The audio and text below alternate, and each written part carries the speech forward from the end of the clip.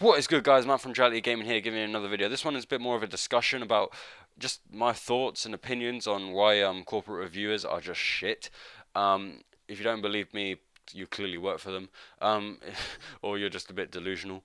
And I'm going to give you just a kind of a quick example, and I'm not going to talk about it too much, even though I probably will, which is Street Fighter 5, which has been getting really good reviews in terms of the big names on Metacritic, and then when you get the user reviews on Metacritic, it's just terrible. The link in the description for that, hopefully.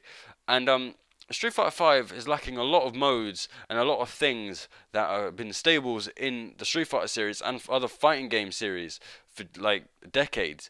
And now you're seeing shit like arcade mode, which is in pretty much every other fucking fighting game, handheld or otherwise, or console, not there.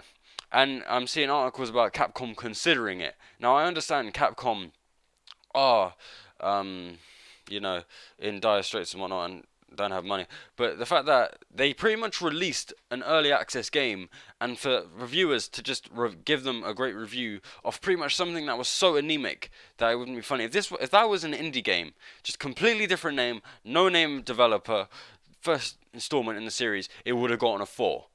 Easily would have gotten a 4. Now, I know the game plays well, but the lack of just everything else makes it feel like it is a demo, and I'm pretty sure Darius would agree with me on this. Obviously, check out his Street Fighter videos for the latest and the greatest, and obviously he does a bit of news on the side for Street Fighter.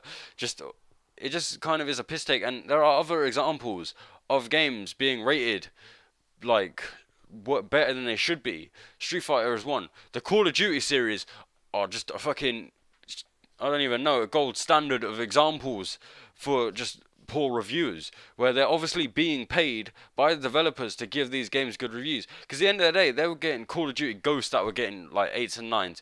Call of Duty Modern Warfare 3 got, I think, a fucking 9, which is one of the worst Call of Duty games I've ever played. And then Black Ops got a 7. One of the better Call of Duty games got one of the worst scores. What the fuck is that meant to tell the consumer? And now just to kind of sidetrack, reviewers are meant to be there to help the consumer, like, sway their opinion, and obviously that's why developers probably pay. Because if IGN or GameSpot or Destructoid or any of those put a good review out for something, people are more inclined to buy it because they'll be like, oh, this review is good. But that does not fucking work when you have stuff like Street Fighter, which is pretty much a demo. That it's a piss take. People, honestly, if anything, wait until July when it's going to be cheaper and you get the full fucking experience. And just Call of Duty is the same. And I think Battlefield 4, when it first came out, got a good score, and it was just so bad. And there are other games that are in this kind of category that just do not work. Just to give more examples of just different genres, if you don't fucking believe me, Dragon Ball Z is actually another good one, where Ultimate Tenkaichi got an 8.5 and Raging Blast 2 got a 4.5.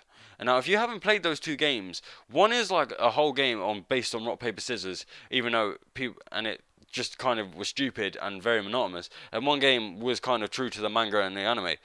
And the one that was shit got a higher score. And it just kind of, I don't know, this is why I don't like reviews. And obviously in this channel, hopefully at some point we will get to the point where we can do reviews. And obviously I will not take anyone's money to give my opinion, because that's not how I roll. And obviously I think Darius is pretty much the same.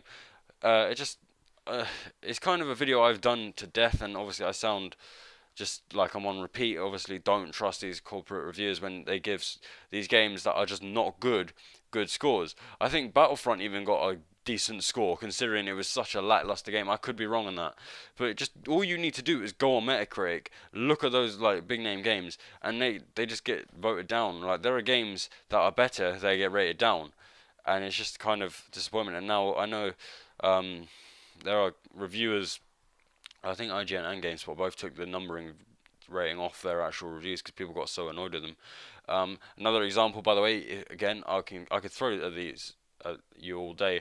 Pokemon Omega Red, no, Omega Ruby and Sapphire, or Aura, so how it was called. They rated the fucking game down because it had too much water. What the fuck? Seriously. And then people like will probably get annoyed at me saying, "Oh, that's just, this, and you can't really hate on them." No. That is bullshit, and you need to, obviously, a lot of people in the YouTube gaming community need to buy a fucking bullshit detector, because clearly they do not own one. But anyway, guys, thanks for watching. That was my little rant on about why reviews are shit. Obviously, Street Fighter, the Call of Duty, the Battlefield, the Battlefront, and just AAA games that seem to get a pass. Or not so AAA games get a pass, just depending on their name on they get paid. It's just bullshit. And obviously, I know reviews are opinions, but they do go through processing and whatnot. And I don't know. Anyway, guys, thanks for watching. Tell me what you think below. Like the video, it really helps us out. Subscribe to the channel, that really helps us out. Check out the Facebook, check out the Instagram for daily and monthly updates. And ultimately, guys, as I always say, have a nice day.